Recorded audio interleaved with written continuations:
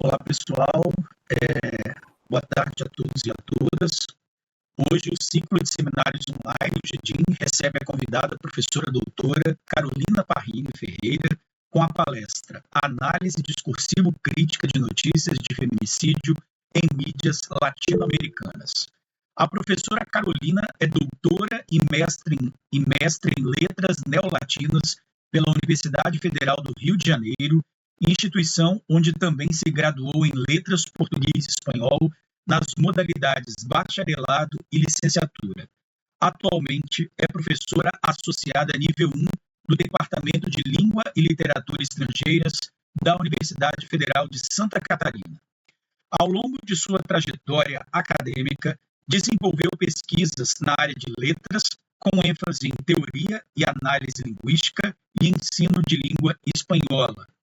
Entre 2012 e 2016, dedicou-se aos estudos sobre aquisição de língua materna sob a perspectiva da gramática gerativa.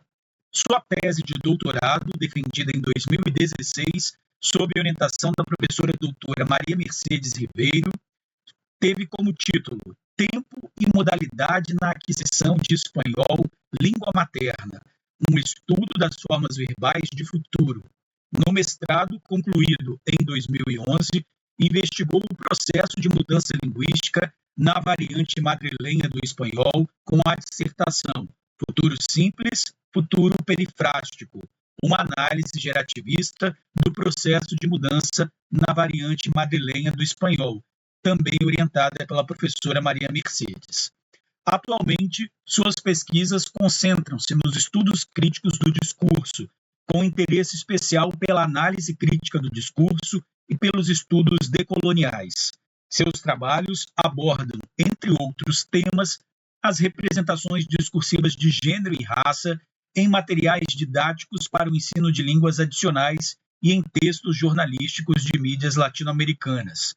Desde 2022, atua como coordenadora acadêmica do projeto multidisciplinar PIBID de línguas adicionais, língua espanhola, e desde 2021 coordena os cursos de língua espanhola voltados para a internacionalização universitária do Núcleo Institucional de Línguas e Tradução da Universidade Federal de Santa Catarina.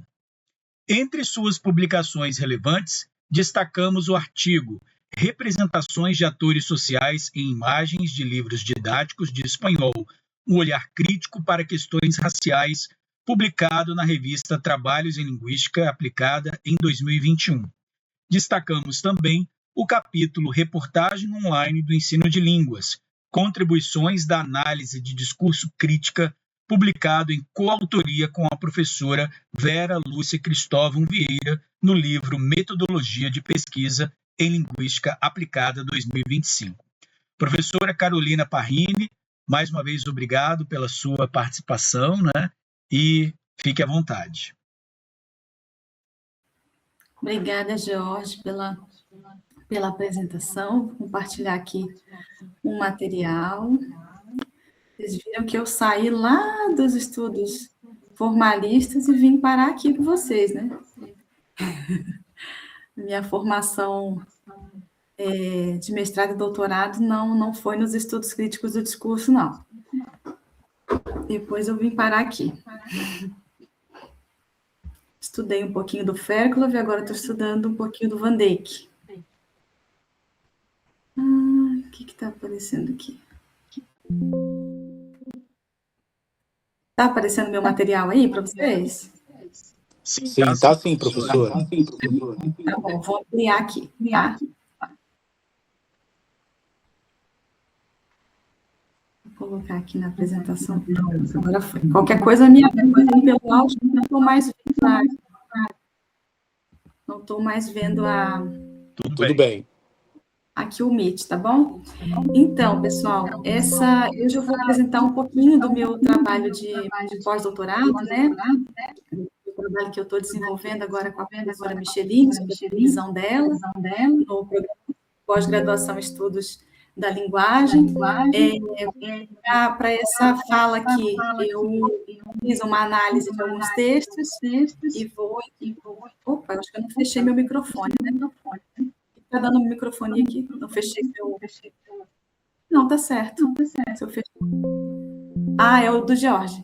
Preciso que tu feche, porque tá voltando a minha voz aqui. Será que foi agora? Ainda não. Tá normal, professor. É porque eu estou ouvindo a minha voz no seu microfone, entende? Aí fica voltando para mim aqui o tempo todo.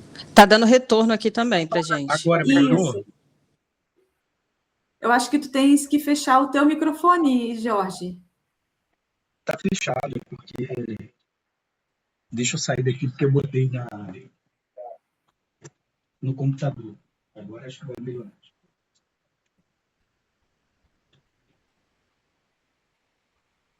Teu microfone deve ser muito bom, porque a minha voz vai aí e volta pelo teu microfone aqui. Nossa, bem potente. Agora acho que foi, né, que eu tô falando e não tô ouvindo mais. Então tá. Retomando aqui, então, pessoal, o Jorge já me apresentou, né? Eu vou fazer essa fala aqui hoje, análise discursivo-crítica de notícias de feminicídio em mídias latino-americanas. Esse trabalho faz parte da minha pesquisa de pós-doutorado, que é uma parceria interinstitucional entre a UFSC, que é a instituição em que eu atuo, e a UFES, né? Através da supervisão da professora Micheline. Essa pesquisa de pós-doutorado faz parte de uma pesquisa que eu desenvolvo na UFSC, análise discursivo-crítica de textos jornalísticos de mídias latino-americanas, olhando para questões de gênero e raça. O meu projeto pós-doutoral teve esse título, né, análise discursivo-crítica de notícias de violência de gênero em mídias latino-americanas. Meus objetivos, né, com essa pesquisa pós-doutoral é ampliar mesmo o repertório teórico-metodológico, conhecendo a abordagem sociocognitiva do Van Dijk, que até então eu conhecia mais a abordagem do Fairclough, desenvolver novos trabalhos de análise discursivo-crítica de textos midiáticos que reportam violências de gênero, usando esse suporte da abordagem sociocognitiva, né? E identificar estratégias linguístico-discursivas que deixam entrever modos de operação de ideologias e que são recorrentes em textos de grandes mídias latino-americanas ao reportarem esses eventos de violência de gênero, né? Eu quero observar se as mídias, se existe alguma convergência, né, entre os modos de operação de ideologia nas mídias latino-americanas. E aí, para esse trabalho que eu vou apresentar hoje, eu selecionei 10 matérias jornalísticas, todas sobre feminicídio. Elas foram publicadas nos anos de 2025 e 2026, reportam eventos bem recentes, né, de feminicídio, em 5 mídias online latino-americanas, né? São 2 notícias de cada mídia, 5 grandes mídias de 5 países, México, Guatemala, Colômbia, Brasil e Argentina. Já vou explicar como é que eu selecionei, como é que eu escolhi esses 5 países dentre tantos países que formam parte da América Latina. E vou usar para análise dos dados, né, a análise teórico da análise crítica do discurso na vertente sociocognitiva do Van Dijk, olhando para 2 categorias, a representação do evento e a representação dos atores sociais mencionados nas notícias. No caso, eu estou olhando a representação, como as vítimas e os criminosos são representados linguisticamente nas notícias, né? Para selecionar esses 5 países, eu usei como parâmetro os dados do último informe do Mapa Latino-Americano de Feminicídios. Esse mapa, ele foi criado em 2020, ali na época da pandemia, pela Associação Mundo Sur, que é uma associação franco-argentina de mulheres, né, franco-argentinas, e da França e da Argentina, e a ideia desse mapa é coletar e organizar dados sobre feminicídio na América Latina, na região da América Latina e do Caribe. E elas buscam organizar esses dados e divulgar esses dados com a intenção de exigir que os governos da América Latina e do Caribe cumpram com as suas obrigações de combater e buscar erradicar a violência contra a mulher, né? Foi criada em 2020 porque essa associação percebeu que o número de feminicídios estava explodindo e esses dados não estavam sendo divulgados, porque as mulheres sequer podiam denunciar, porque a gente estava vivendo uma pandemia, né? Então, elas passaram a organizar esses dados por conta da situação ali da pandemia, né? E aí, eu fui olhar, o último informe era do ano de 2024, eram dados de 2024. Aí, essa semana já saiu, ou nas últimas semanas, não sei, saiu já o informe com os dados de 2025, então tem dados mais atuais do que esses que eu estou apresentando, né? Mas quando eu levantei, comecei a fazer o trabalho, o último informe era de 2024, e aí esse mapa, ele conta com 2 fontes de informação sobre o número de feminicídios em países latino-americanos e na região do Caribe. As informações oficiais dos estados, né, dos países, que divulgam esses dados em algum meio de acesso, né, que possa ser publicamente acessível publicamente, e quando o país não fornece esses dados, elas buscam informações com organizações da sociedade civil dos países que coletam esses dados, né?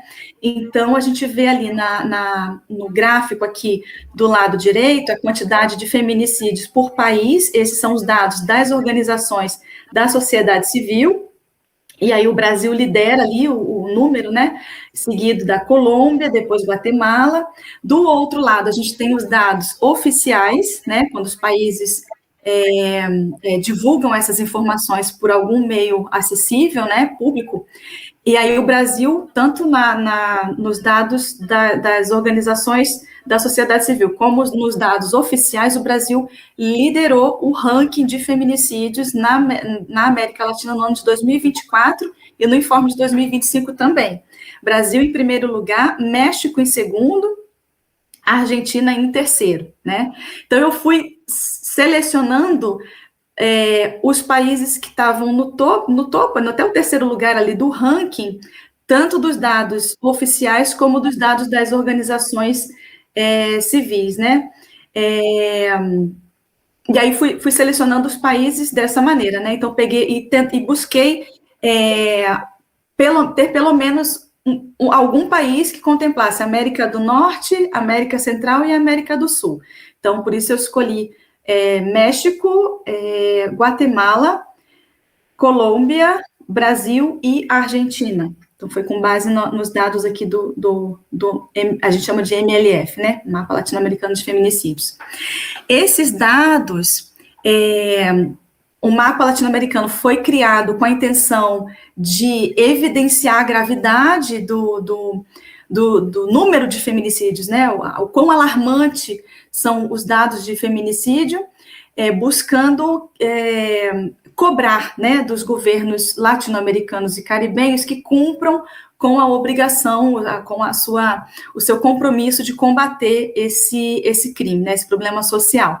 Existe uma convenção chamada Convenção de Belém do Pará, que tem vários países assignatários, né, dessa convenção, mas os governos, o que os dados mostram é que os governos não têm conseguido cumprir com esse compromisso, né? Então, lá em 2018, o jornal El País publicou uma matéria que dizia: a América Latina é a região mais letal para as mulheres, e nessa matéria essa matéria foi elaborada com dados da ONU, né, que diziam que a América Latina tinha um informe da ONU, né, explicando que a América Latina, naquele ano de 2018, era o lugar mais perigoso para uma mulher viver fora de uma zona de guerra. Então, foi publicada essa matéria do El País em 2018. E ali a gente vê no lead, no subtítulo, né, dizendo que havia uma média de 9 feminicídios por dia na América Latina. Aí a outra matéria que está ali da CEPAL, que é de 2024, mostra que esse número aumentou ao invés de diminuir, né? Então, são 11 mulheres vítimas de feminicídio por dia na América Latina e no Caribe. E aí eu peguei ali, tirei um print, né, do resumo ali dos números fornecidos pelo MLF de 2021 até 2025, e a gente vai vendo que os números vão aumentando. E tem uma quedazinha de 2024 para 2025. Mas ao invés dos números diminuírem, que é o que se espera, né, se os governos estão comprometidos com esse combate, né, estão criando políticas públicas para reduzir, buscar erradicar a violência de gênero, o esperado é que os dados diminuíssem, mas eles vão aumentando ao longo do tempo, né? E esses dados, na verdade, esses números, eles são ainda piores. O problema é ainda pior. Por quê? Todos esses países que eu vou... cujas mídias eu estou analisando hoje, né? Estou trabalhando sobre o trabalho que eu estou fazendo hoje. Todos eles têm...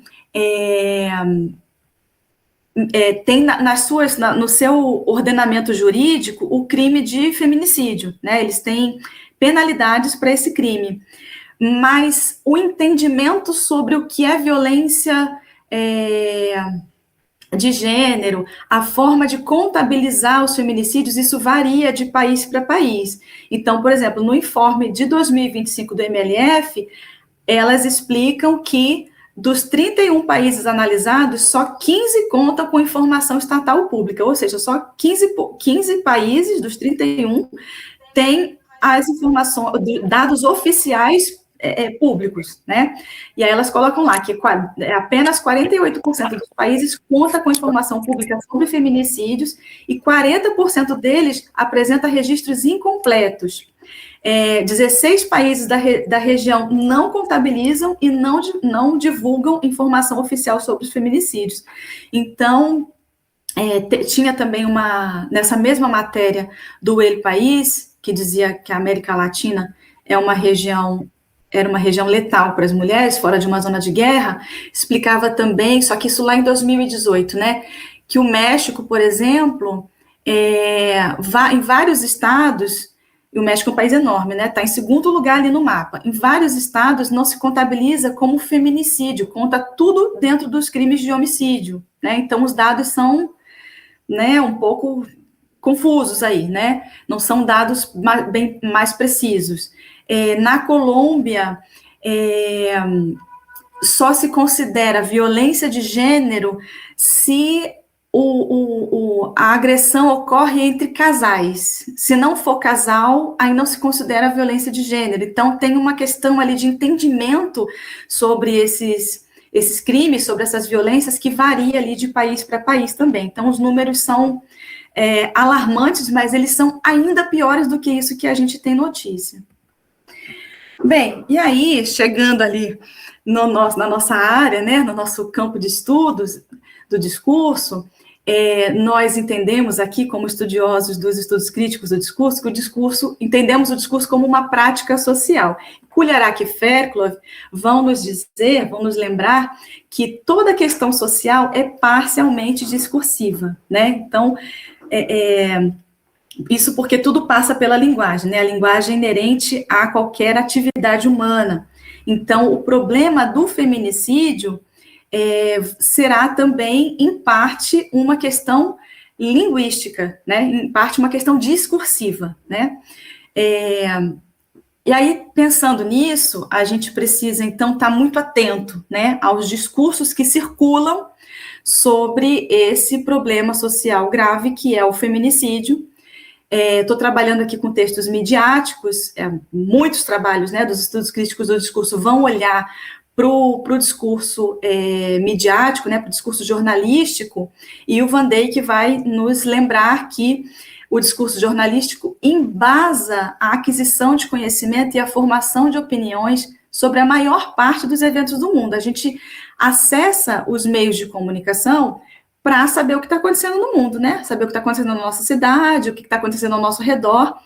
E a gente tende a acreditar que aquele relato dos fatos, aqueles relatos correspondem à verdade dos fatos, né? Com alguma outra desconfiança aí, porque a gente já sabe que os discursos não são neutros, né? Nunca são neutros. mas a gente busca se informar através dos meios de comunicação, né? E aí o Van Dijk vai dizer que nenhum outro tipo de discurso é tão penetrante, tão compartilhado e lido por tantas pessoas, mais ou menos simultaneamente, como o discurso jornalístico, né? Então, o poder de alcance do discurso jornalístico é muito grande. E aí, Tomás e Natália, não sei se vocês conhecem essas duas pesquisadoras, elas, em um trabalho sobre, analisando manchetes, né, de notícias sobre violência de gênero, elas observam que as crenças sexistas, machistas, patriarcais e misóginas são reproduzidas na sociedade pelos meios de comunicação. Né? E essa prática discursiva ajuda a sustentar o machismo estrutural, alimentando ideias que justificam e normalizam o feminicídio todos os dias. Então, olhar para o discurso midiático em relação a como as violências de gênero, como o feminicídio, né, uma das formas de violência de gênero, a mais extrema, como elas são noticiadas, é importante para a gente tentar entender de que maneira que essas práticas discursivas vão impactar sobre as práticas sociais, né? Aí a professora Emília Ribeiro Pedro nos esclarece que uma coisa é um fato e outra coisa é a interpretação do fato, né? Então, os relatos sobre os eventos vão variar, né, substancialmente. E isso está evidente não só para nós estudiosos do discurso, né, mas isso já começa a se tornar evidente para outros, né,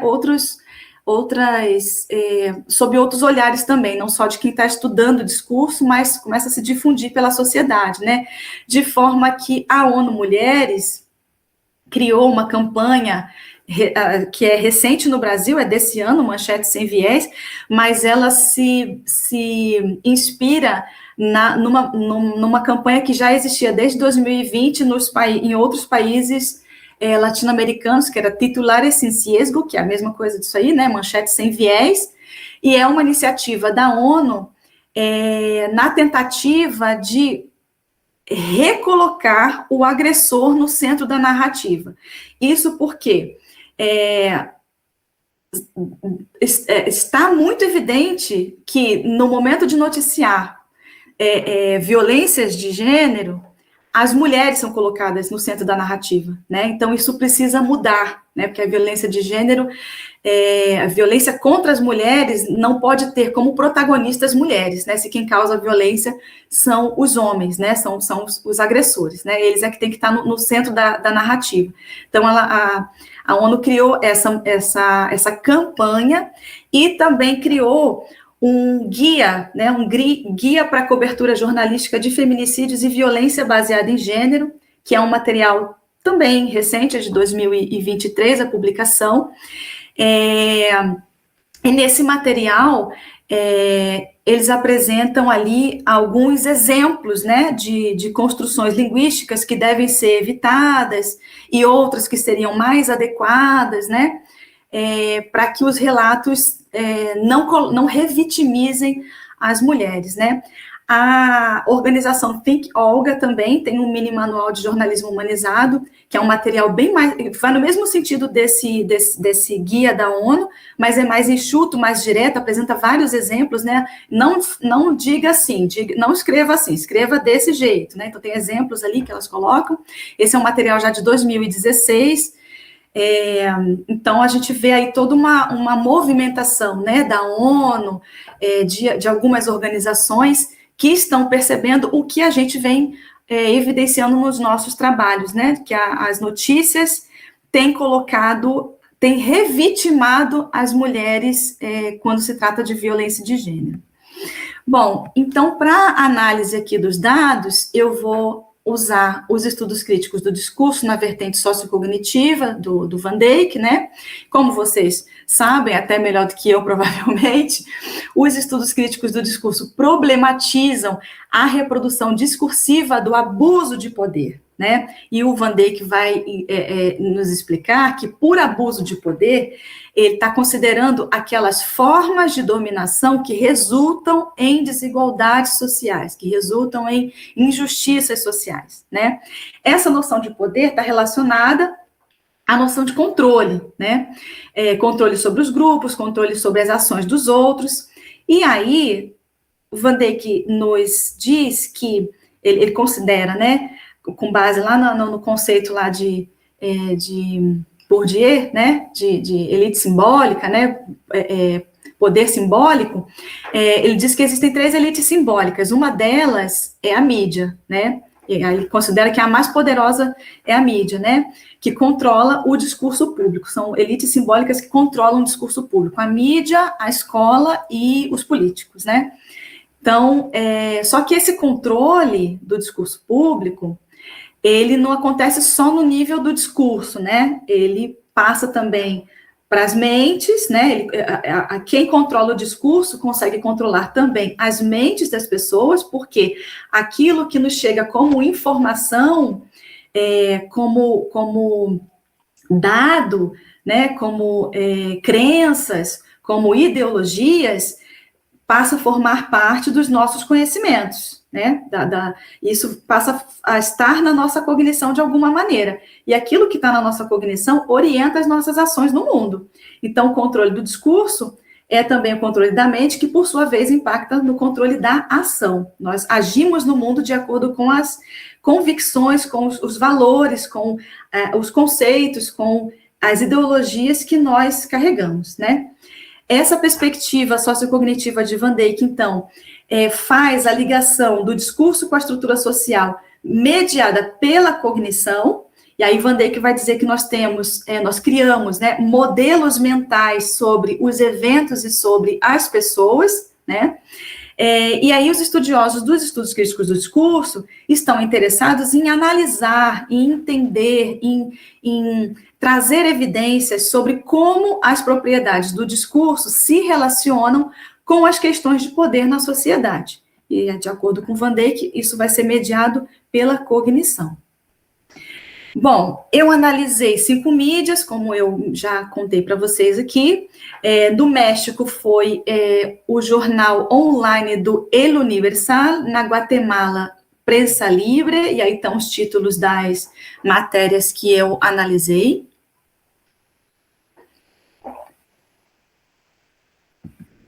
Na Colômbia, El Tiempo, no Brasil, G1, e na Argentina, Clarín. Eu selecionei essas 5 mídias com base na pesquisa na IA do Google mesmo. Coloquei, né, fiz uma busca perguntando qual a mídia, qual o jornal online com maior número de acessos no Brasil. E aí ele me dava ali uma lista de 3, pelo menos, né? E aí eu escolhi ali algumas que eram de acesso livre, né? Porque tem uns que você tem que pagar para poder ler algumas as notícias. Então, eu escolhi esses 5 jornais online, as 5 mídias jornalísticas online, por essa busca no Google, pelo que o Google me deu. E aí, com relação à representação dos eventos de feminicídio, nessas 5 mídias, eu analisei 2 notícias de cada mídia, buscando notícias escritas por jornalistas diferentes. Eu obtive ali esse léxico aí sobre os eventos de feminicídio, né? Então, a gente vê que praticamente todos os jornais, todos eles, né, em algum momento mencionam o termo feminicídio, né, consideram, ali a palavra aparece nas notícias, né, mas também tem outros termos que eu entendo que é uma tentativa de fazer uma coisa, como recurso coesivo, né, para não repetir o mesmo termo o tempo todo, mas são termos que nem sempre evidenciam a gravidade do feminicídio, né, quando, por exemplo, chama de caso, de incidente, de morte, a pessoa pode morrer por muitas razões, né? De morte, de tragédia, de fato repudiável, ocorrido, procedimento. fato, né? Então, tem alguns termos aí que são bem genéricos para se referir aos feminicídios, né? Mas em quase todos os jornais aparece aí o termo feminicídio, entre outros termos que dão dimensão de um crime, de alguma coisa grave que aconteceu, né? Então, tem a palavra crime, tem, que mais? Violência letal, assassinato, terrível assassinato, ataque, tem alguns termos assim, né, homicídio agravado, que dão dimensão de que aconteceu um crime com uma mulher, né, de que um homem cometeu um crime contra uma mulher, né. Aí precisa, eu não terminei essa análise ainda, tá, eu tenho que conversar ainda com a Micheline, ver como é que a gente vai direcionar mais esses dados, mas nem sempre o termo feminicídio, ele, como diz o Jorge lá na pesquisa dele, nem sempre ele está no discurso emoldurador, não é o discurso do jornal que está dizendo assim, este feminicídio aconteceu no dia tal. Não, os jornais, em geral, dizem assim, o caso aconteceu na cidade tal, a tragédia aconteceu, né, colocam ali outros, a morte aconteceu depois de não sei o que lá, é a quinta morte que acontece. Então, os jornais, mais ou menos, algumas vezes, não em todas, mas algumas vezes, dá para ver, o delito de feminicídio agravado, isso aparece quando o jornal explica que o cara foi preso ou que foi acusado, e aí diz lá que, né, a polícia, a justiça considera um crime, um delito de feminicídio. Então, não é bem o jornal que está se referindo, ele está reportando o que a justiça determinou sobre aquele acontecimento, né? Então, é o discurso reportado, às vezes não é o discurso emoldurador. Aí tem que olhar com cuidado esses dados, eu ainda estou mexendo neles.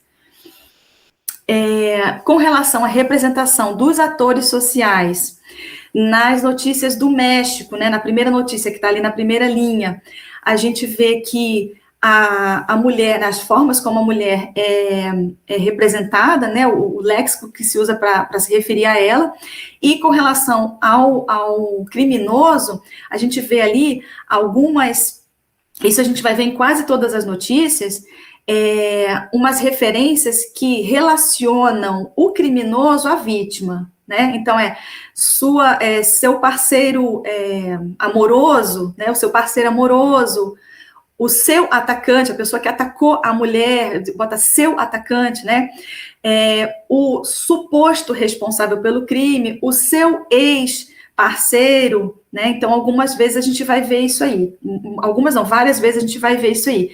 Uma referência ao criminoso que liga o criminoso à vítima. Então, quando se refere a elas são a mulher, a vítima, pelo nome delas, pela profissão, né, por vários dados delas. Quando se refere a eles, faz uma referência que liga a elas, né?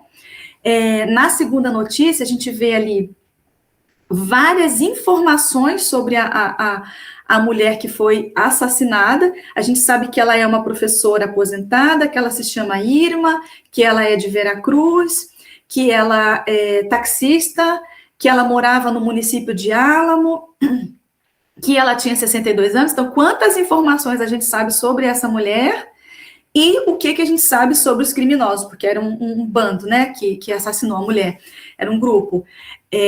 Eles são homens armados, pessoas detidas, é um grupo armado, é um crime organizado. Então, a gente não tem muita informação sobre as pessoas, né? As informações são mais homogeneizadas do que sobre a mulher. Aparece o nome de um único criminoso, que é sobre quem se fala na notícia, e foram 6 pessoas presas em relação a esse crime. Na Prensa Livre, na Guatemala, a gente tem uma notícia em que só se fala da mulher que foi assassinada. Só se fala sobre ela, a notícia é sobre essa mulher. Não tem nenhum léxico sobre o criminoso. Em nenhum momento sequer se menciona que o criminoso, o feminicida, o assassino foi identificado, não foi identificado, não se fala sobre ele Se fala única e exclusivamente sobre essa mulher, que era uma salvadorenha, que estava na Guatemala, o carro dela foi encontrado, e com objetos, a roupa que ela vestia, mas não se fala nada sobre o criminoso. Na segunda notícia, a gente vê mais uma vez algumas formas de se referir ao criminoso, relacionando, estabelecendo a relação que ele tinha com a vítima, né? Era primo e vizinho, aí coloca também como suspeito um homem, que são referências também que, né, que não dizem muito sobre o crime que a pessoa cometeu. Nas notícias do El Tiempo, da Colômbia, nós vemos ali, dentro da notícia, se fala sobre 2 casos de feminicídio, e aí a gente vê que no segundo caso de feminicídio aparece várias vezes o nome da vítima, informações sobre a vítima, a idade, a profissão, sobre os criminosos, mais uma vez, né, sempre vinculando a relação pessoal que eles tinham com as vítimas, então, seu companheiro amoroso, seu parceiro sentimental, seu ex-companheiro amoroso, companheiro amoroso da vítima, né? Então, muitas vezes vinculando a elas, e outras formas de representação que não dizem nada, como um homem de 40 anos, né? O homem, né? Aparece uma única vez o nome dele, olha quantas vezes aparece o nome dela, né? Na segunda notícia também, su pareja, ele presunto, aí coloca muito em dúvida se ele cometeu o crime ou não, porque é o suposto homicida, o suposto agressor, o suposto responsável pelo crime, né? O nome da mulher aparece ali 4 vezes, né? 4 vezes aparece o nome dela, o dele aparece uma única vez. No Brasil, também acontece mais ou menos o mesmo que nas outras notícias, a mulher é mencionada diversas vezes pelo nome dela, então tá ali, né, 9 vezes aparece o nome da Maria Eduarda, mas o criminoso não é nomeado, né, não aparece o nome dele, né, aparece só ex-marido, suspeito, homem, ex-companheiro.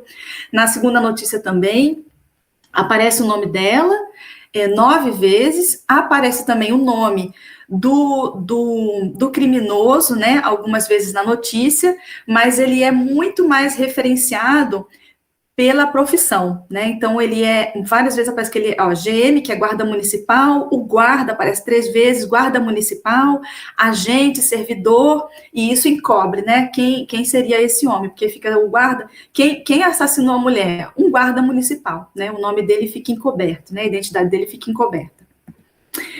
E no Clarim da Argentina, a gente vê ali o nome da vítima 6 vezes na notícia, outras informações sobre ela, que ela era uma professora aposentada, e o nome do criminoso aparece uma única vez, 2 vezes, né, com o nome completo, depois só o sobrenome, e esmagadoramente outras ocorrências vinculando o criminoso à vítima, porque o criminoso era um dos filhos da vítima, né? Então aparece ali várias vezes, né? Um dos filhos da docente, um dos 3 filhos homens, um dos filhos da mulher, o filho maior da vítima, um dos 3 filhos, isso aparece reiteradamente ao longo da notícia. Na segunda notícia, a gente vê ali 6 vezes o nome da mulher e o nome do feminicida 5 vezes, né? Mas aparece ali sempre a relação desse homem com a sua vítima, né? O seu namorado, o seu companheiro, o seu parceiro, né? E nessa notícia foi a única, no corpus de 10 notícias, foi a única notícia em que o criminoso é chamado, referido como femicida, que é feminicida, né? Em espanhol eles usam mais femicida do que feminicida, embora os 2 termos existam, né? Ele é chamado uma vez de suspeito, né? Ele é referido como suspeito, mas foi a única notícia em que ele foi chamado de feminicida. Em todas as outras eles são criminosos, assassinos, né, a relação ali com a vítima, tem outras formas de nomear esse homem que não de feminicida. E aí, olhando para esses dados assim, né, somando ali as quantidades, as frequências, né, com que elas são mencionadas e os criminosos são mencionados, a gente tem ali que, na maioria das notícias analisadas, as mulheres são mais mencionadas do que os homens, ou seja, o foco recai sobre as vítimas e não sobre os criminosos, né? Aí os números ficaram ali não tão distantes, mas a gente tem que olhar essa análise quantitativa, né? Daí, indo para o qualitativo, a gente vê uma série de questões ali importantes, né? Então, como eu mencionei para vocês, só em uma notícia do Clarim da Argentina, o criminoso é referido como femicida. Em 8 notícias analisadas, os feminicidas são mencionados pela relação pessoal que tinham com as vítimas, faltou um S ali, com as vítimas, a referência a ela, e o que acontece com isso? A referência a eles passa por uma referência a elas, né? Porque é o seu companheiro sentimental, o seu companheiro amoroso, o seu parceiro, o companheiro amoroso da vítima, o seu parceiro, um dos filhos da mulher, o seu namorado, o ex-marido, o primo e vizinho. Então, está sempre muitas das referências que se faz a eles nos levam a pensar nelas também, né? Então, o foco também vai para elas nesse momento. Em 5 notícias, há referências que relativizam a culpa do criminoso, então, chamando esse criminoso de suposto responsável, suspeito, o suposto homicida, o suposto agressor, na notícia em português, suspeito também. Inclusive, quando há informação na notícia de que o homem de fato cometeu o crime, né? De fato, ele cometeu o feminicídio. Então, por exemplo, nessas 2 notícias do G1, diz lá, homem suspeito de matar a ex-mulher, só que depois diz que ele confessou o feminicídio, ele se entregou à polícia e confessou o feminicídio. Então, ele não é suspeito, ele cometeu o crime, né? Na outra notícia também, diz que o guarda municipal teria pegado a arma,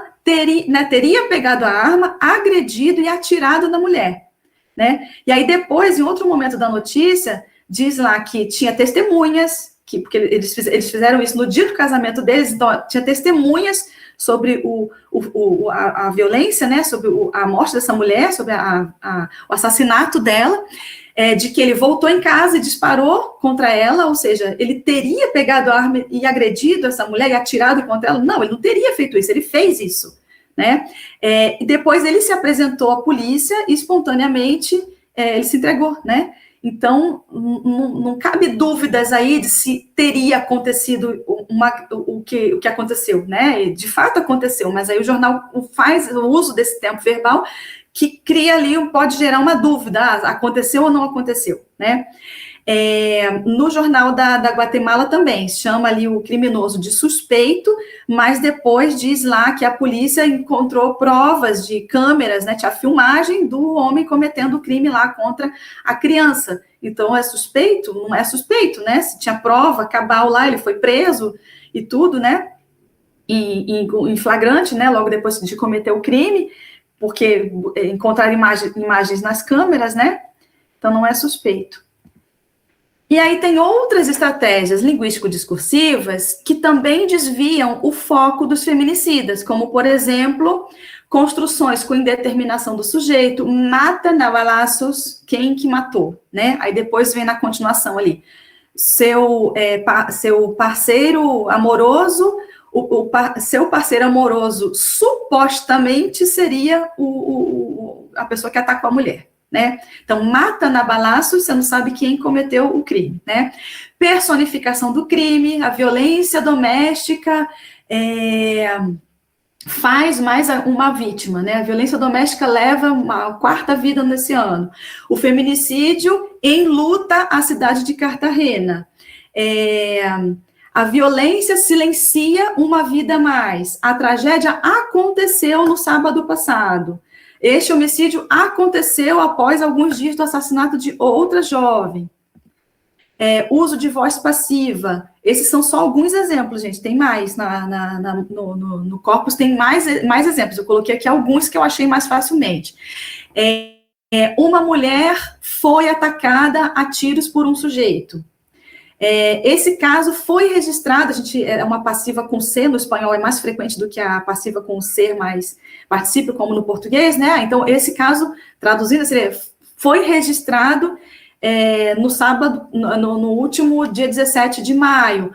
Uma discussão entre um homem e uma mulher resultou em um crime, né? 621 feminicídios foram cometidos na Colômbia em 2025. Beatriz Helena Soares foi assassinada. A mulher tinha sido foi achada morta, né? E uma topicalização de objeto que retorce ali toda a sintaxe para jogar essa mulher lá no tópico, né? Então, pega um objeto que estava lá depois do verbo e transforma isso aí num tópico e a construção fica, nem dá para traduzir no português, não consigo. A la professora Beatriz Soares la matou su compañero sentimental. Em vez de dizer que o homem matou a mulher, diz que a mulher, ela foi morta pelo companheiro, né? Então, retorce ali a sintaxe para colocar essa mulher em evidência, ao invés de evidenciar o criminoso e o ato dele, né? E aí, algumas conclusões que não estão fechadas ainda, né? Algumas conclusões que eu extraí da análise até onde eu fiz até agora, né? É a de que essas matérias colocam mais foco sobre as vítimas do que sobre os feminicidas, né? O que acontece com isso? Essas mulheres se tornam protagonistas dos crimes dos quais elas são vítimas, né? Reforçando aí uma ideologia machista, porque as mulheres são vítimas da violência e são revitimadas através desses discursos que os jornais apresentam ao reportar casos de feminicídio. E a gente vê a ideologia operando pelo modo da dissimulação, parece como uma coisa que acontece, né, natural. E a gente vê isso em estratégias de passivação, né, como aqueles dados que eu mostrei ali, quando se desloca, né, a ação do feminicida para, por exemplo, cadê aqui? O uso da voz passiva, em que o criminoso é encoberto, e a personificação do crime, né? Então, o crime aconteceu, a violência doméstica levou mais uma vida, o feminicídio enlutou a cidade, né? Então, a gente vê essas estratégias, né, linguístico-discursivas sendo utilizadas nas notícias e a ideologia, né, operando por meio dessas estratégias, né? Com isso, cria-se ou alimenta-se um modelo mental de que o feminicídio é um problema relacionado às mulheres e não aos homens, né? Porque a gente lê a notícia, fala-se sobre o feminicídio, mas o foco é sobre elas, né? Sobre as vítimas. E aí eu quis testar isso de alguma maneira, né? Aí eu mandei 5 notícias dessas do Corpus, peguei 5 delas e mandei para 5 pessoas diferentes, pelo WhatsApp. Aí pedi para que lessem, né? Lê a notícia e me diz do que a notícia está falando. O que você está entendendo sobre essa notícia? É uma notícia sobre o quê? Aí essas pessoas foram me responder assim: a notícia é sobre a morte de uma mulher que estava planejando o aniversário do filho. Então, olha o foco que o leitor coloca, porque é isso que está sendo noticiado. Uma mulher que estava planejando o aniversário do filho e foi assassinada. Cadê o responsável? Você vê que o foco do leitor, da pessoa, né, não foi sobre um homem, o ex-marido assassinou um homem que se chamava fulano de tal, porque o nome dele não aparece na notícia, né, então a gente é obrigado a chamar de um homem, assassinou uma mulher, e essa mulher tinha planos de vida lá, etc e tal, né. Então, o foco recai sobre a mulher. Aí outra pessoa respondeu: no título já consigo falar que a notícia fala da morte de uma mulher supostamente pelo companheiro amoroso. Então, a pessoa reproduz aquilo que está na notícia, né? Então, quando o Van Dijk diz, a informação passa a fazer parte da nossa cognição, a gente interpreta, a gente cria modelos mentais sobre os eventos a partir desses discursos, é disso aqui que a gente está falando, né? Depois outra pessoa disse, é uma notícia que trata de um caso de feminicídio, né? Então, ela identificou porque a palavra aparece na notícia. Trata de um caso de feminicídio entre um casal na Argentina. Ela ligou para a polícia pedindo ajuda e, pelo desenrolar da notícia, tem áreas de sequestro seguido de morte. Mas aí a gente vê, ó, ela focaliza na ação da mulher. A mulher ligou para a polícia e tem áreas de sequestro seguido de morte. Quem que sequestrou e matou essa mulher? A pessoa não diz ali, né? Porque o foco recai sobre a mulher, não sobre o criminoso, né? E aí, gente, é com isso, com esses modelos mentais, com essa forma de noticiar, com esses discursos que nos chegam, que a gente se lembra, por exemplo, de casos de violência contra as mulheres pelos nomes dessas mulheres. Porque a gente certamente lembra quem é Mariana Ferrer, mas a gente não lembra o nome do cara que estuprou a Mariana Ferrer. A gente lembra da Patrícia Scioli, que foi uma juíza do Rio de Janeiro, que foi assassinada brutalmente com muitos tiros, e foram 6 criminosos. A gente não sabe o nome desses criminosos, né? A gente sabe quem é a Catarina Castro, o crime recentíssimo aqui em Santa Catarina, era nossa aluna. Eu peço desculpas, toda vez que eu falo da Catarina, eu vou me emocionar. Desculpas aqui. A gente sabe o nome da Catarina, mas as pessoas não sabem o nome do criminoso, né? Ou não vão se lembrar do nome do criminoso, né? E aí, por curiosidade, eu fui pesquisar ali no Google, né? Se eu coloco Catarina Casten, o Google encontra 11.900 resultados. Se eu coloco o nome do feminicida, ele encontra aproximadamente 4.400 resultados. Olha a diferença da frequência com que o nome dela aparece no Google, é mencionado ali em textos, em notícias e no que for, e a frequência com que o nome dele aparece, né? Depois eu fiz a busca em outro buscador ali da Microsoft, né? E aí acontece a mesma coisa, né? O Bing encontra 1.900 resultados para o nome da Catarina e 258 resultados para o nome do feminicida, Giovanni Correia Maia, né? Então, a gente vê que o foco recai, de fato, sobre essas mulheres, tanto é que quando a gente busca, o nome delas aparece com uma frequência muito assustadoramente maior, mais que o dobro, mais que o triplo, no caso do buscador da Microsoft, a diferença é imensa, né? Em relação ao nome deles, né? E aí, eu fui observando isso, lendo os 1.000 textos que Micheline já produziu sobre essa questão, né, da violência contra as mulheres nas manchetes, nas notícias, né, eu fui procurar por que o nome deles nunca aparece, por que a cara deles nunca aparece, né, em algumas dessas notícias aparecia o rosto das mulheres, mas o rosto dos criminosos não aparecia, né, e os nomes também, aparecem pelas iniciais, ou aparece uma vez, aparece lá no final da notícia, e pensando na hierarquia, né, na importância dos conteúdos, o nome dele aparece lá no final, mas o dela está na manchete, o dela está no subtítulo, está no primeiro parágrafo ali, o li, está em vários momentos do texto aparecem essas mulheres, né, menção a essas mulheres pelos nomes delas.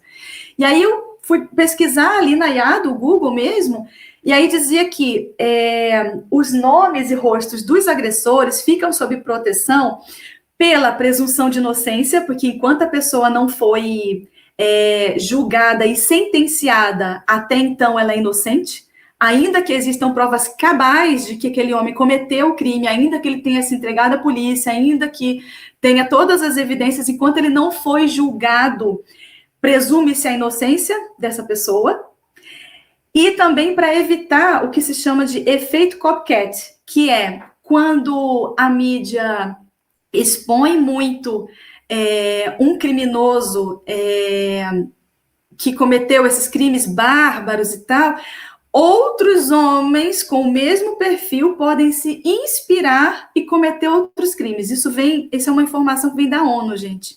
Isso é das políticas de segurança dos países, de que quando um crime acontece, isso incentiva outros.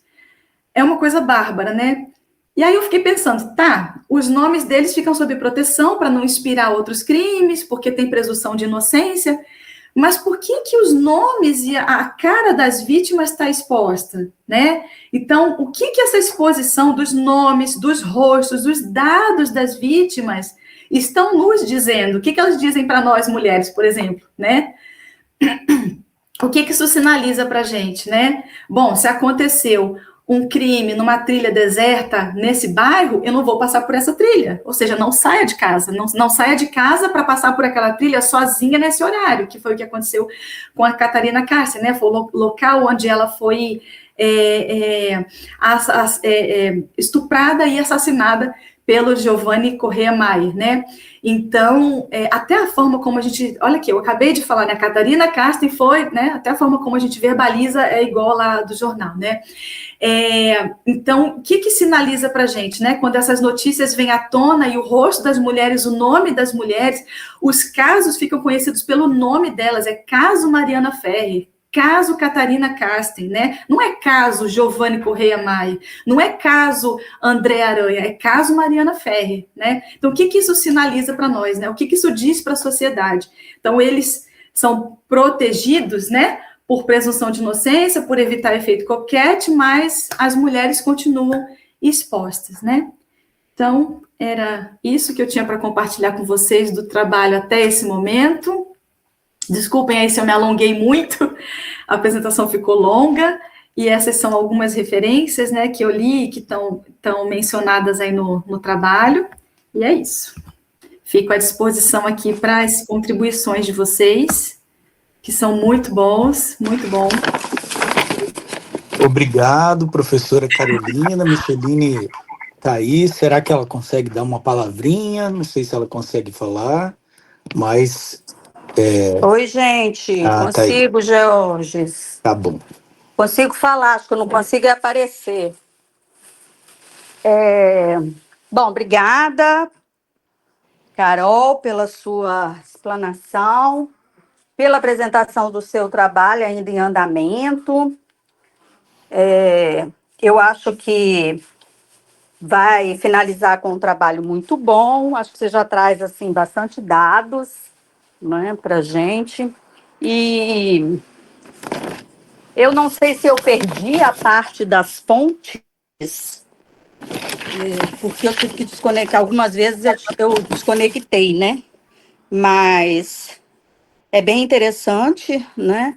E a Raquel também trabalhou bem com essa questão da representação dos homens, ou da falta de representação dos homens que cometem o feminicídio, né?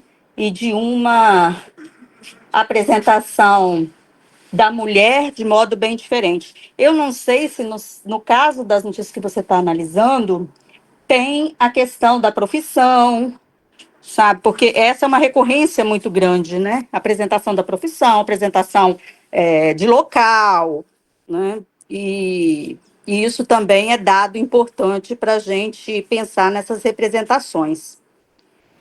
Eu acho assim, um trabalho muito interessante, porque você está analisando 5 jornais diferentes, né? Então, embora você não pegue uma notícia e vá analisando contínuo, mas você tem uma representação de como essa questão é tratada em 5 jornais da América Latina. Isso é um dado muito importante, principalmente nos países que ficam aí em primeiro lugar, né, nos primeiros lugares em relação a esse tipo de crime. O caso Mariana Ferrer é um caso que chama muita atenção, porque, inclusive, gerou uma lei, né, com o nome dela. E é muito interessante também o fato de que ela foi extremamente sofrida, né? Ela sofreu várias agressões e foi violentada várias vezes, inclusive no campo jurídico. E teve coragem de falar sobre isso, né? Porque envolvia também uma casa de show e tal, isso acabou dando uma mídia muito maior do que outros tantos casos em que as mulheres também são revitimizadas e que passam pelas mesmas situações, né? Mas o caso da Mariana, e uma pergunta também que eu gostaria de te fazer é que a relação, né? Porque geralmente feminicídio ocorre com em casos, né, de companheira, ex-companheiro e tal. No caso da Mariana Ferrer é um caso diferente. Então, nesses 5 jornais, os casos que você está pegando são casos relacionados, são relações afetivo-conjugais? A maioria é. Então, esse seria um recorte também, né? Porque eu costumo dizer que nas minhas pesquisas eu trabalho com esse tipo de violência afetivo-conjugal, eu já deixo logo marcado. Então, seria talvez interessante você marcar, ou então você justificar de uma outra forma, por que não marcar, entendeu? E são só feminicídios, porque você trouxe aí o exemplo da Mariana, né? Todos são de feminicídio. Dessa amostra, sim, dos 10 notícias, sim, são todos de feminicídios. Tá. Bom, então é isso, vou deixar os colegas perguntarem. Tenho certeza que os jornalistas, principalmente, têm uma visão que complementa as suas análises, né? E deixo aí, já que o George está conduzindo, né? Muito obrigada, Georges, por você conduzir essa reunião hoje. Eu vou deixar que ele controle aí o levantar de mãos, né? A fala de cada um. Obrigada, Carolina. Obrigada, Micheline. Alguém quer começar, gente, fazendo as perguntas? Adriana, por favor. Oi, boa tarde. Boa tarde.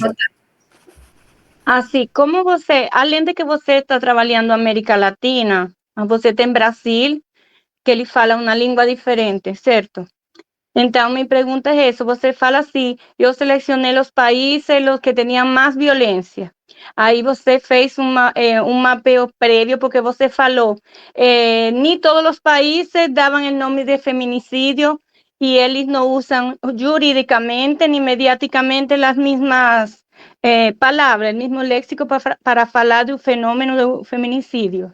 Então, esse análise emergiu depois de já você haver definido o corpo, ou você pensou nisso antes? Essa é a minha primeira pergunta. Aí não sei se quer que eu faça as duas e...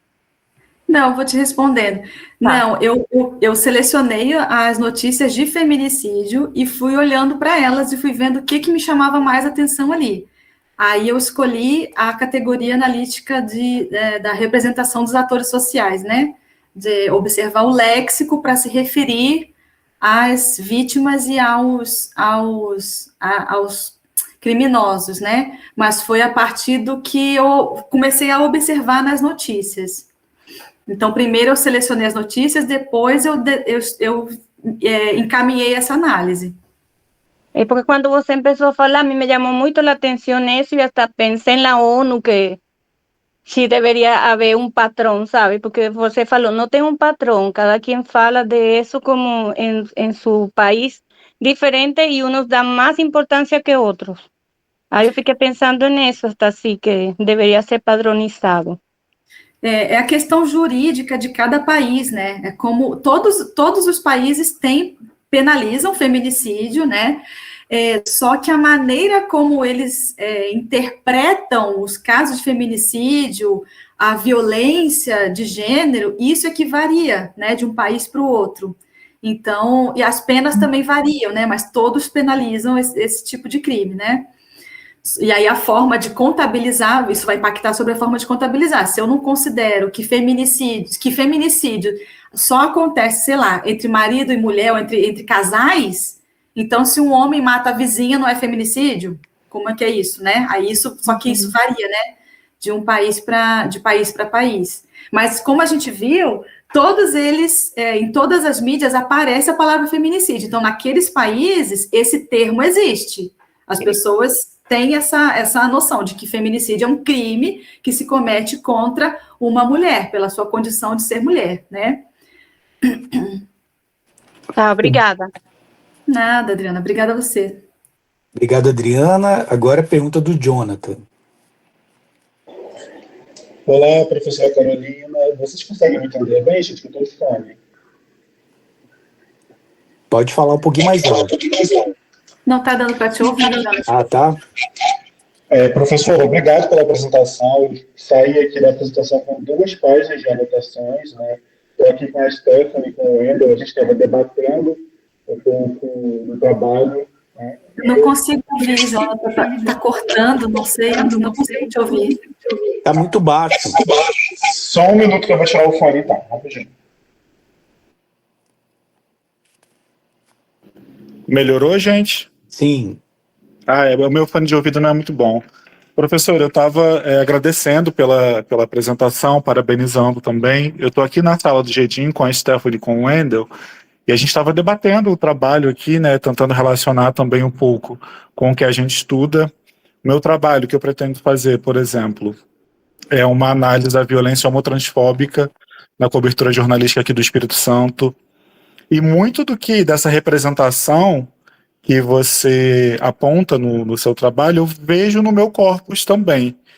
E como eu trabalhei como repórter, né, trabalhei no jornal A Tribuna, que eu percebi, assim, muito comumente em reportagens, em notícias sobre feminicídio, até quando eu escrevia, e que era uma coisa da linha editorial, tinha algo tinha um foco, eu acho que até excessivo, na vida privada da vítima, mesmo quando a vida dela não era essencial para compreender o tema, né, a notícia, enfim. Então isso é algo que acontecia para explorar mesmo, render assunto, até explorar o caso.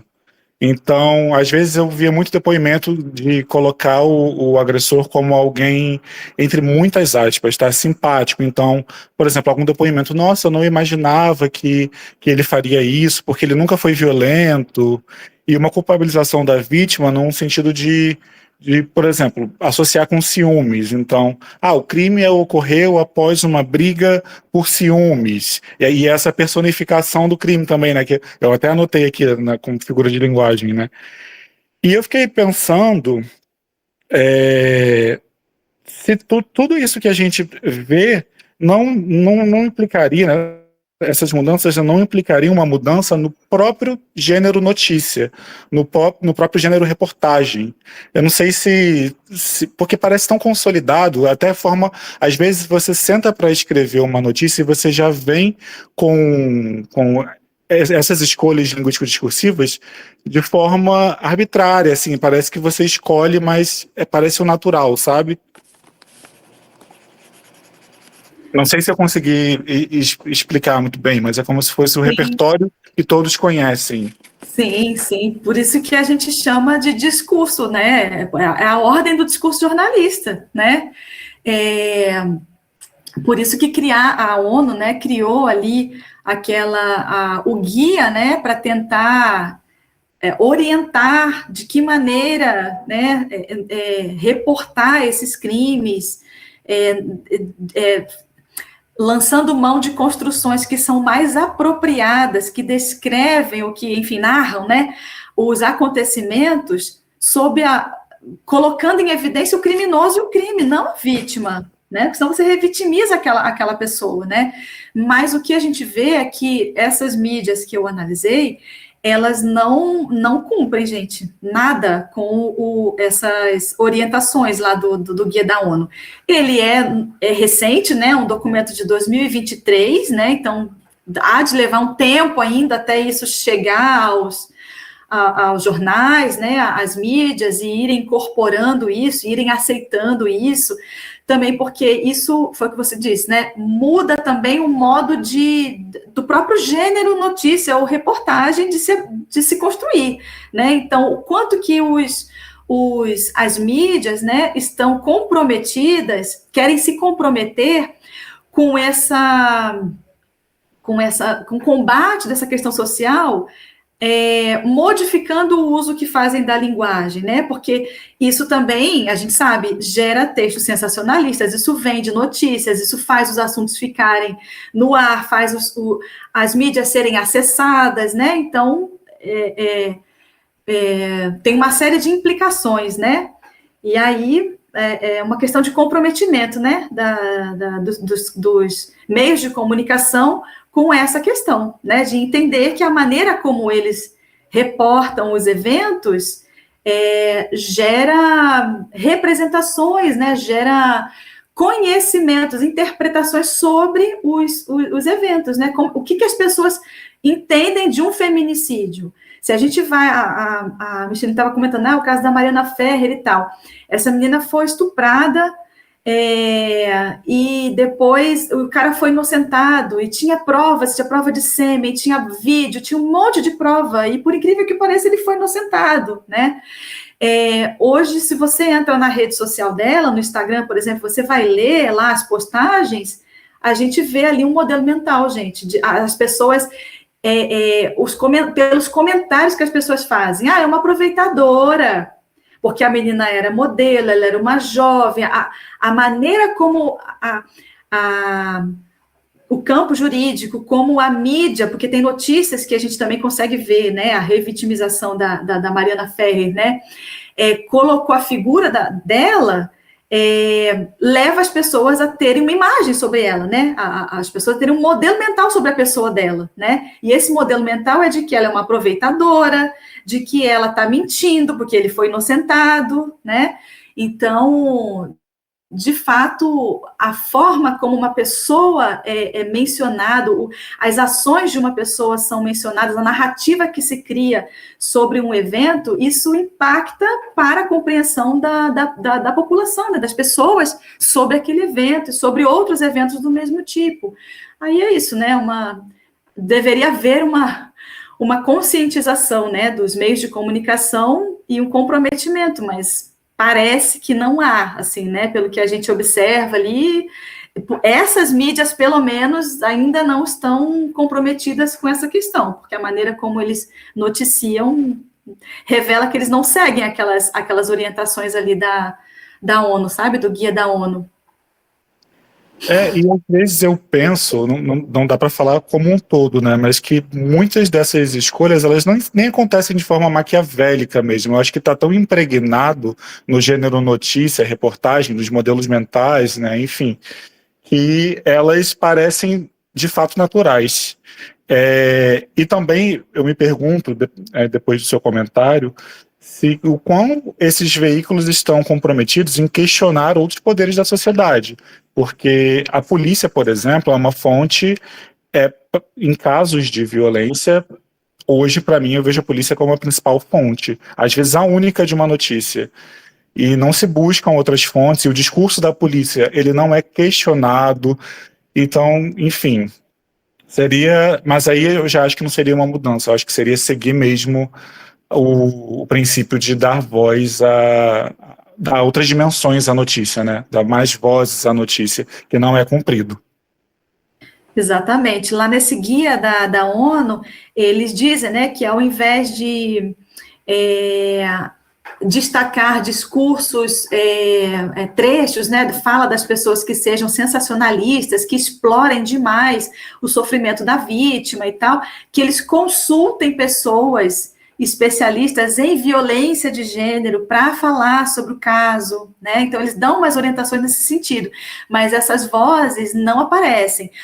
Eles indicam também que as notícias indiquem canais de pedido de ajuda para as vítimas, que mais que tem lá? Tem várias orientações, depois eu posso até deixar ali no Gedinho o PDF do documento, mas na internet acha bem fácil.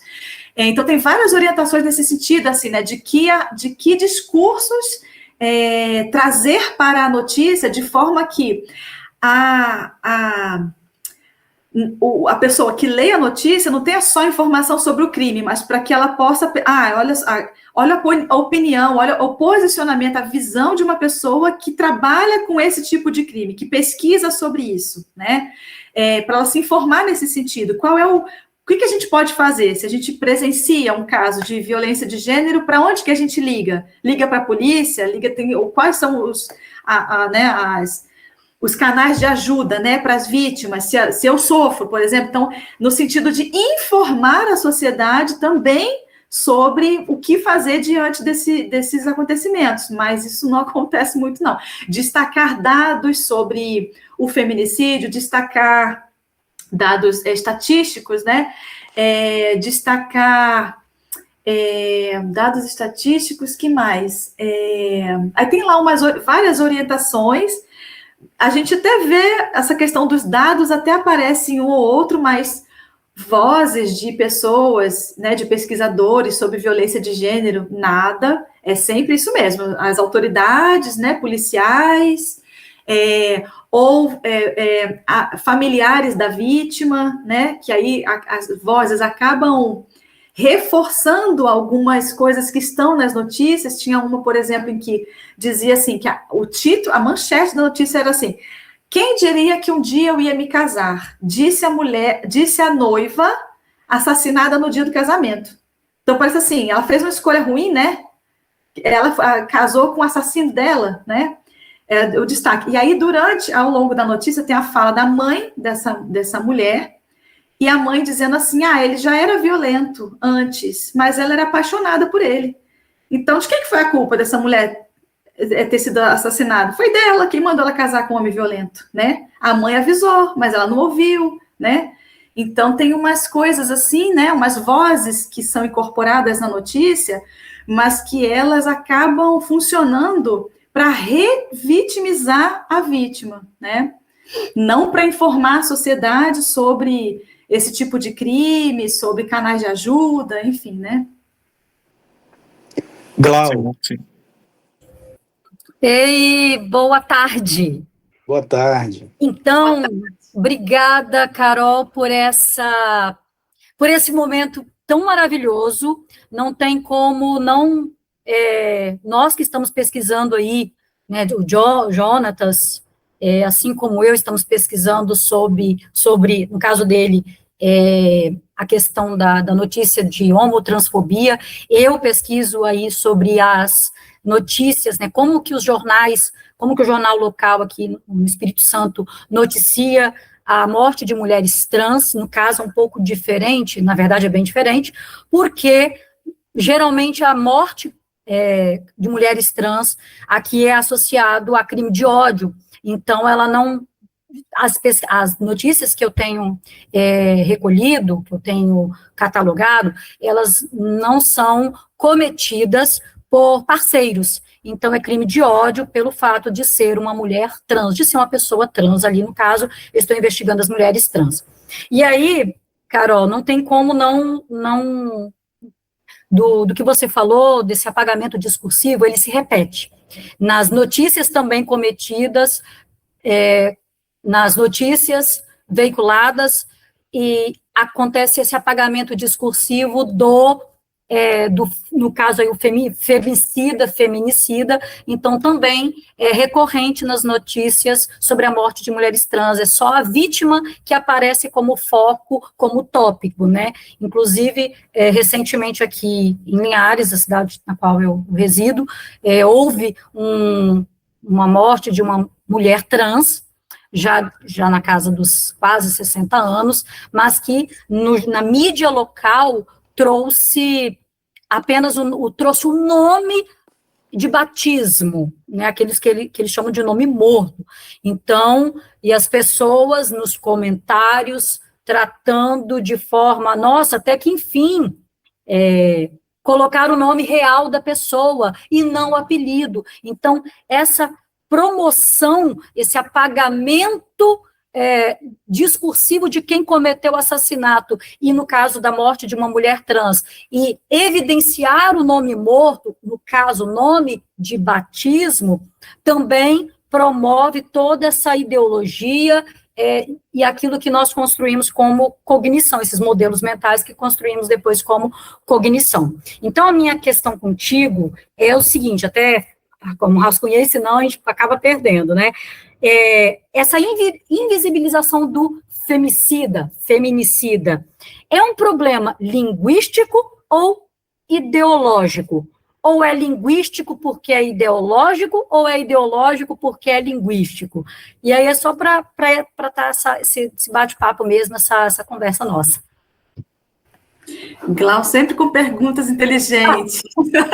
É porque a gente fica matutando aqui, Carol, não tem como, porque você percebe esse apagamento, né? Então, eu estou estudando ainda, tem pouco tempo aí que eu estou lendo, né? Então, sobre essa questão do Van Dijk, modelos mentais, então, nesse momento, não tem como não pensarmos, né? É linguístico porque é ideológico, ou é ideológico porque é linguístico, ou é um consequência do outro? Como que isso funcionaria? Para a gente tá conversando aí um pouco sobre essa situação. Então, é igual aquele problema Tostines, lembra? Tinha uma propaganda de um biscoito aí, eu chamo de biscoito, não sei você. Tostines vende mais porque é fresquinho ou é fresquinho porque vende mais? Né? O problema pela outra linha. Lá na década de 80, 90. Eu tô me entregando aqui, né? Ai, amor. Então, eu acho que é isso, a coisa se retroalimenta, né? É linguístico e é ideológico, né? Porque como a gente está trabalhando aqui justamente com a teoria do Van Dijk, que ele vai dizer, né, que o linguístico passa pelo cognitivo e é no cognitivo que está o ideológico, né? Então, do controle da linguagem, a gente tem o controle da mente, tem o controle, através do que a gente constrói em termos de discurso, a gente vai controlando também as ideologias que circulam, né? As ideologias que circulam. Então, e com isso as ações das pessoas, que você vê que as pessoas... A notícia está focando ali, apaga os feminicidas, né? Apaga os criminosos, coloca o foco todo na vítima, as pessoas acessam aqueles textos, consomem esses textos, e depois vão reproduzir que tipo de discurso? De violência sobre a vítima, né? Apagar mencionar o nome morto da pessoa é continuar violentando a pessoa depois de morta. Gente, não tem limite para uma violência dessa, né? E isso é uma ideologia homofóbica, né? Que mata pessoas e continua vitimizando, violentando essas pessoas mesmo depois de mortas, né? Violentando a memória dessas pessoas, né? Então, acho que sim, que a questão é linguística, e essa questão linguística impacta sobre as ideologias, não tem como, e a coisa se retroalimenta, porque aí uma vez digamos, tendo essas ideologias, a gente reproduz esse discurso, aí mais uma vez o linguístico, né, e vai alimentando essas questões na sociedade, né. Então, acho que é isso, não tem como dissociar. Onde é que começa? É na ideologia ou é no discurso? Eu não consigo estabelecer. Gostei que você trouxe retroalimentar, gostei. Isso, eu acho que sim, a coisa se retroalimenta. Exatamente. Aí, o que vai começar a modificar, a interferir nesse processo? Contra-discursos, discursos contra-hegemônicos. É começar a produzir textos e discursos e discussões, enfim, né, que problematizem essas formas de noticiar, né, de se referir às pessoas, de construir esses modelos mentais sobre as pessoas e sobre os eventos, né. Então, fazer o que a gente faz, fazer pesquisa, divulgar essas pesquisas e, na sociedade, ir atuando dentro do nosso campo de alcance, né. Quem é professor vai atuar ali dentro do seu campo de alcance, quem é jornalista vai começar a modificar a sua escrita ou questionar a escrita do colega dentro das suas possibilidades, porque também a gente precisa de emprego, né? Então, às vezes, não é o jornalista, mas é a instituição que faz, que obriga ou que determina que a escrita é desse jeito. Mas cada profissional, uma vez tendo consciência dessas questões, começando a produzir um outro tipo de discurso, vai começar a modificar as coisas, e isso vai modificando a ideologia, né? A gente vai criando outras ideologias, né? Ideologias contra-hegemônicas. Sim, porque as estratégias linguístico-discursivas que você fez o quadro ali, brilhantemente, bem organizado, é um padrão que se repete nas notícias também veiculadas sobre a morte de mulheres trans. O corpo é diferente, mas o padrão é recorrente, infelizmente, né? Então, triste. Eu só consigo dizer, triste. Sim, não, é horrível, é horrível. A gente pesquisa isso e a gente começa a ler os textos e montar um corpus, e tem uma hora que a gente fica mal, assim, porque as notícias são horríveis. Aí diz lá a ONU, não trate o assunto de forma sensacionalista. A maioria é sensacionalista, destaca informações que não têm a menor relevância. Para quê, sabe? Para expor mais a vítima, né? Para escandalizar mais o crime. Não exponha o local do crime. Tem lá um mapa com a precisão do local. Então, tudo isso é espetaculoso, né? Enfim. Chega até da coordenada geográfica. Nossa. Obrigada, Carol. Obrigada também. Obrigada também. Mais alguém, gente, gostaria de fazer uma pergunta? Stephanie, você levantou a mão? Eu acho que eu vi o...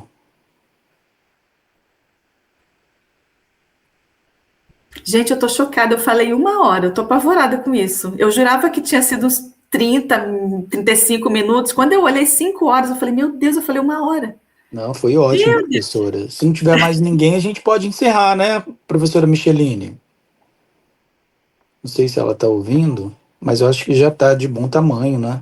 O pessoal participou. Professora Carol, parabéns, né? Em nome da professora Micheline, do grupo, uma pesquisa aí bastante potente que complementa também e amplia aí o escopo dos estudos do nosso grupo, né? Que trabalha muito com isso, que está sempre batendo na mesma tecla. E essa questão do Jonathan é muito bom ter também mais jornalistas, né, no grupo, porque a gente fica nessa linha tênue, né, de trazer essa preocupação e ao mesmo tempo ter que chamar a atenção do telespectador, no meu caso, né, que vivencio isso, mas é realmente uma luta, né, uma luta, mas quem tem que vencer essa luta realmente é o lado certo, né? Que é a não revitimização da vítima, enfim, né? Toda essa questão. Professora Micheline, acho que abriu o microfone. A gente estava procurando aqui onde levantar a mão no celular, mas não consegui achar. Nós estamos encerrando então, né, Jorge? Sim, sim. Tá. Eu só gostaria de lembrar que esse trabalho, Carol, é meio que um trabalho de formiguinha que a gente faz, né? E tem muita gente que acredita que nós não vamos conseguir mudar nada com isso. Mas eu tenho visto que, por exemplo, o jornal A Tribuna já fez algumas mudanças, a Gazeta, principalmente, eu já vi algumas mudanças. Então, assim, eu acho que as coisas vão acontecendo aos poucos, né? E uma forma de mostrar que é preciso mudar a forma como esses casos são noticiados é realmente fazendo essas pesquisas e divulgando, né? Então, você vê, os jornalistas que entram no nosso grupo, eles saem pensando diferente em termos de edição desse tipo de notícia. Então, isso é que é importante para nós, né? Agradeço muitíssimo, Carol, a sua apresentação, a sua participação e essa pesquisa que você está aí desenvolvendo. Pessoal, vocês lembraram da chamada de hoje? Da presença, da lista de presença? Nossa, Tá ali no chat. Tá no chat? Tá, então tá ótimo. Olha, muitíssimo obrigada. Desculpa, viu? Hoje eu não consegui aparecer, mas ainda bem que eu consegui ouvir, né, e participar, sim. Carol, muito obrigada, viu, por as suas 2 participações essa semana aqui na UFES, né, nessa nossa parceria, tá? Muitíssimo obrigada pela sua apresentação. Eu acho que você vai precisar de uma declaração, né? Então, vou pedir aí o grupo para agilizar isso, porque nós temos como é que se fala? Um modelinho, sabe, gente, de declaração, e aí a gente pode fazer. A gente não pode dar um certificado, mas uma declaração da palestra dela no grupo, a gente pode providenciar, tá bom? Micheline, eu que te agradeço pelo espaço, pela acolhida no GEDIM. Eu estou muito feliz de estar aqui dialogando com todas essas pessoas incríveis, são pesquisadores muito bons, trazem sempre contribuições, né? Cada encontro aqui, para mim, é super enriquecedor. Eu gostei muito, assim, de conhecer vocês. Uma pena que eu não possa estar mais perto, com mais frequência, né? Porque eu adoraria participar mais, né? Presencialmente, se possível. Mas, nesse momento que eu consigo fazer, participar aqui dos eventos online. Agradeço a todos aqui pelos comentários, pelas trocas, né? Muito, sempre enriquecedoras. E agradeço vocês também por providenciar aí uma declaração, para mim é importante, depois eu tenho que colocar isso lá nos meus relatórios, né? E fico feliz que o trabalho tenha sido contributivo aí, de alguma maneira, para a pesquisa de vocês. Vocês também me enriquecem muito quando se apresentam e compartilham aí seus conhecimentos.